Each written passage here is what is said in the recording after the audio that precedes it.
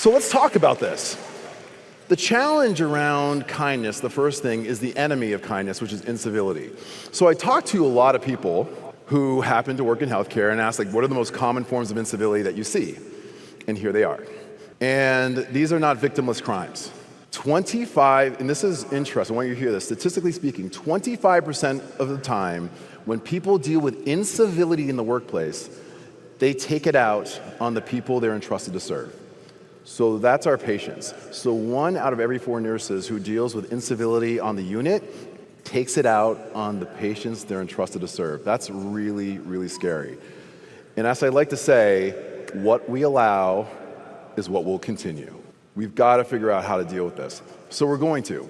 And in a minute, I'm going to share how. But before I do, just by an honest show of hands, because incivility is everywhere, how many of you in this room have ever worked with someone on your unit or maybe at your hospital or medical center who has an attitude problem? Just raise your hand if you have. That's horrifying. Put them down. What's hilarious, though, if you came to this conference with someone from your unit, it's like they're looking around like, why are you raising your hand? You're the one with the attitude problem. Funny how that works. Here's the problem, though. This quote, lean into this. No single drop of rain believes that it is responsible for the flood. It cannot be everyone else. We have to lean into this as well. So in the research, why aren't people kinder? This first key of Ubuntu. I'll tell you why. Because they're not kind to themselves. That's the reason why. And life is way too short to spend another day at war with yourself. It is. Do you know that we think 60,000 thoughts a day? 85% of those thoughts are negative. Think about what you're thinking right now. I'm hungry. Man, I got so much work to do. Oh my gosh. Why'd I wear these pants to the conference today? They don't even fit me right? I have no idea what you're thinking. No idea. But here's the thing. If you don't give yourself kindness, there's no way you can give it to other people. So you should have a kindness mantra. I'm going to share with you mine because I struggle with some mental health issues around depression and anxiety. So I wouldn't get on the stage without my self-talk phrase. Steal it for me if it resonates. Every single time, including when I was backstage, I was like, I belong in any room that I walk into.